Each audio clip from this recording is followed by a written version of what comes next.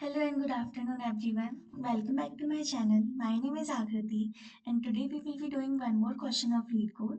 So this is our today's question. This is the question number 1605. Find valid matrix giving rows and column sums, right? So let's read the question first. So basically in the question we are given the two arrays which is a row sum and the column sum which contain a non-negative integers, and row sum of I will denote the sum of the element in the ith row, and similarly column sum of j will denote the sum of all the elements in the jth row in the 2D matrix, right? So in simple words we can say we don't know the element of the matrix, neither will know the entire matrix. We only know the sum of rows of matrix and sum of columns of matrix, right? So this is something we are given. Now we have to find the corresponding matrix which will satisfy the conditions of row sum and column sum, right? Like supposing the row sum, if it is given that the ith row will have the sum of all the elements equal to something x, let's say. So we have to make our matrix in such a way that if after we have all after the final after the final matrix has decided, the corresponding ith row should have the sum equal to x only, right? So we should satisfy the condition of row sum and condition of column sum. Yeah, so we have to return a 2D matrix which will represent any matrix that will fulfill the requirements. It is guaranteed that at least one matrix is there which will definitely fulfill the requirements and it is existing, right? So as in the example given here, this is the row sum. So basically we are given only two rows and we are given only two columns. The row sum of the first row is 3 and sum of all the element of the second row is 8. Similarly, sum of all the element of the first column is 4 and sum of all the element of the second column is 7, right? So after taking all these in consideration, they have returned the matrix answer, which is like this. Like the first element of the matrix will be 3 and the second element of the matrix will be 0. So overall the first row sum is 3, right? Similarly, if we see the second row, the first element is 7 and the first element is 1 and the second element is 7. So here also the entire sum of the row is 8, which was already given in the question, right? So we have to make such matrix which will satisfy these conditions of row sum and column sum. Okay. So how we will approach this question, let me explain you here. So simply we are going to perform the two steps.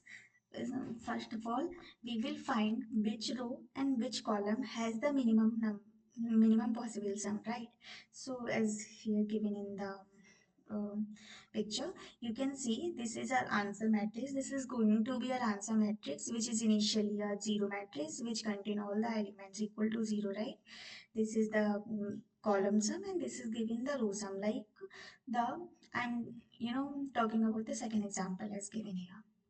Okay, so the first column sum should be equal to 2, second column sum should be equal to 6, and the third column sum should also be equal to 8. Similarly, the first row sum should be 5, second row sum will be 7, and the third row sum will be 10, right? It is given in the question. Now we have to make this particular matrix which is initially 0.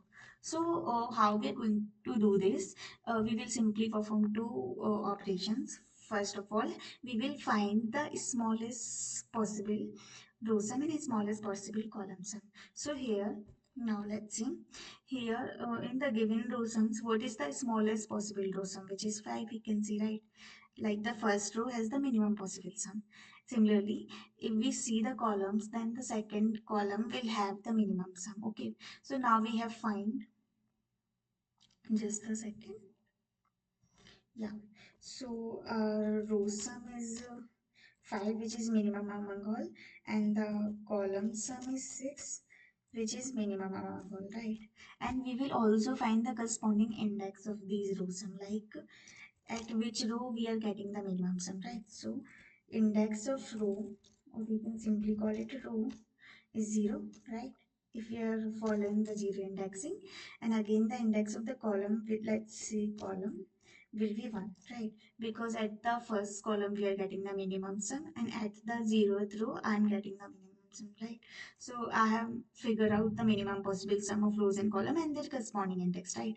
Now I have to see which among these two is minimum, right? Like we have 5 and 6. So which is minimum? This is 5, which is the row sum. So simply in my answer matrix, I will be storing the sum equal 5 in my answer matrix corresponding to row and column, right? So at this particular point, I will be storing my answer matrix, and here in this example, this should be row 0 and column 1, right? So I will store 5, and after storing this in my matrix I will just update my row sum and column sum, as I have already taken the 5 from the row, right? Like let's suppose I am storing this here at this particular position, right? So I'm storing the minimum of them, which is 5. So I have stored the 5 in my answer matrix at the 0th row and first column. So now that I have taken this particular 5 from this row and 5 out of 6 from this column, so I should update them also. So here it will be 0 and it will be 1 because 5 I have already taken from this column, right? Now let's again repeat this process. Again I will see which is the minimum possible sum. So now that this row is already finished, like I wanted that the sum of this particular row should be 5, and I have already assigned a value 5 to a particular point in a row. So right, I am done with this row. I need not to do anything else with this, so we can easily remove this. Now let's talk about the remaining. In the out of the remaining two rows and the three columns, which is the minimum sum? So let's see, in rows the minimum sum is 7, and in column the minimum sum is 1, right? And which is the minimum between these two? This is the one. So here at the first column and first row, we will be storing 1 because 1 is minimum, right? So I have stored 1. Again, if I have taken 1 from here, this will become 0. And if I have taken 1 from here, this will become 6, right? Now again repeat the same process. So what is the minimum among the remaining? Minimum row sum is 6 and minimum column sum is 8, right? Any 8 you can take, no problem. So minimum row sum is 6. So now that I know the among the column sum and the row sum, minimum is the row sum. So I will be storing my row sum corresponding to the indexes given here, which is row number 1 and column number 0. So here I will be storing 6, and let me update it as I have taken 6 from here. So this will left with 2 and this will left with 0. So now I have completed with the row 0 and row 1. Now let's talk about the remaining and the last row, which is row number 2 and the remaining two columns. So what is the minimum among the two columns? This is 2, and among the row and the column which is minimum, again this is column. So I will just go to 0th column and the last row, and I will put 2 here, and I will decrease this 2 to 0, and I will decrease this 10 to 8. Now I am left with the last row and the last column, and both of them have the same value. So let me store this corresponding to their indexes, which is the row number 2 and the column number 2. I will store 0. I'm sorry, I will store it, and let me just update here. So let me just try it. Yeah, so it will be 0, and this will also V0. So now you can see we are done with our matrix. We have made a matrix which have satisfied all the conditions of the row sum and column sum. And in row sum and column sum, now we have 0. So this is the approach which we will be following. Sorry. So this is the approach which we will be following here. We only have to consider these 2 points. Just figure out the minimum among the row sum and the column sum, and find out the indexes corresponding to that particular row sum and column sum, and store at that index in my answer vector, right? So let us code it. So what do you think will be the better data structure for storing the row sum and the corresponding indexes, so that we can easily, trace out the minimum of them, right? So I guess this should be the priority queue, which with the help of which we can easily know which is the minimum row sum and which is the minimum column sum, right? And it will keep on updating it if we will, delete some row sum and column sum from the priority queue, right? So let's start with it. My number of rows in the answer will be equal to the size of the row sum because this should be the number of rows. Again, the number of column will be equal to the size of the column sum. So these are my number of columns. Now I will make a answer matrix which will be storing my answer. So this is here.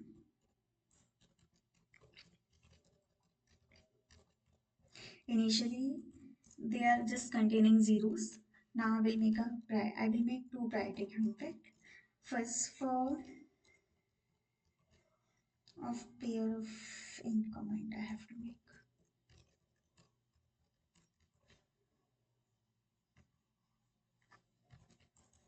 Right. So the first priority queue will be storing the row sum and the second priority queue will be storing the column sum and their corresponding indexes.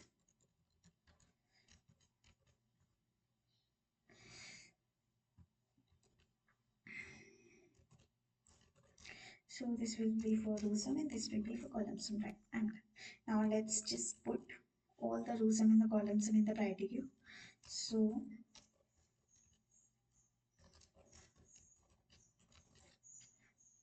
if this is not zero, only then we are going to put it in our priority queue, because as we have already seen, once the row or the column sum becomes zero, we are not concerned about that particular row or column anymore, right? So if this is not equal to zero, so if row sum of phi is greater than zero, only then I will just keep it in my priority queue. So pr dot push row sum of phi comma I. Similarly, we will be doing for the column sum.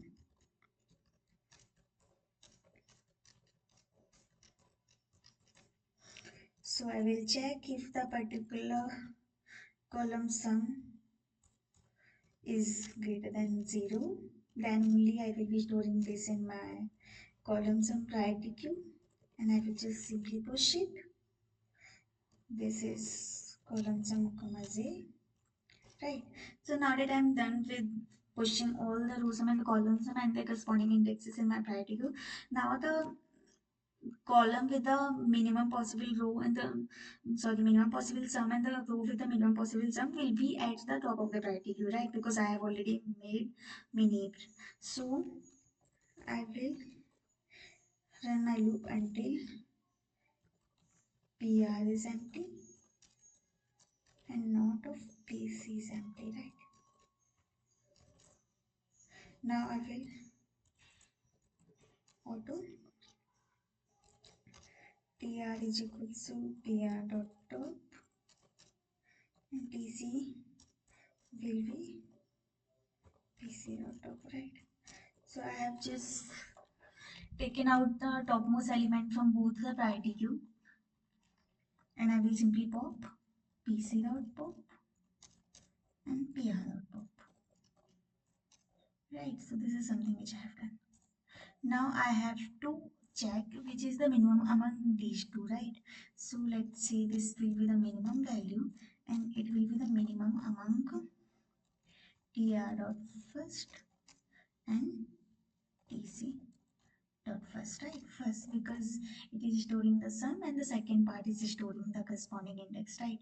So this is the minimum. Now in my answer of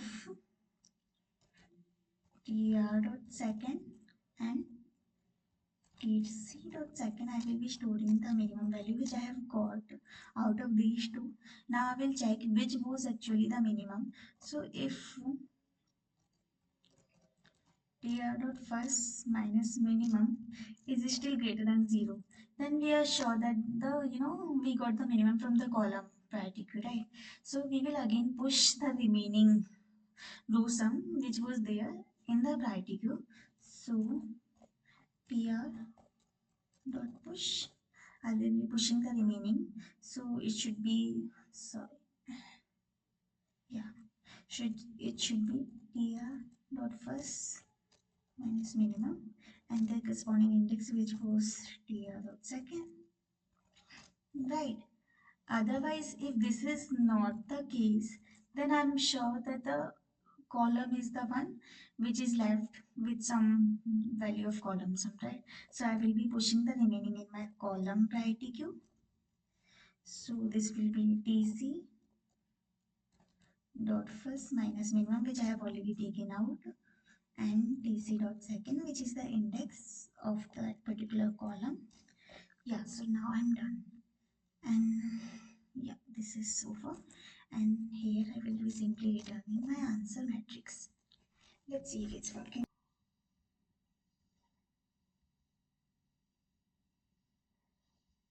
So this is working absolutely fine. And yeah, so this was the entire solution, which we have done with the help of the priority queue. I hope you got it. So the question was all about just satisfying the row sum and the column sum constraint which was given in the question, and we have to construct a matrix. That's it. So this is the most optimal way which we could use for performing this particular problem and get the answer. If you are if you have understood the question, then that's really fine. And if you have any doubt or query related to the question, you can ask in comment box. I will be providing you with a solution of the question and the problem link also. Thank you and have a nice day.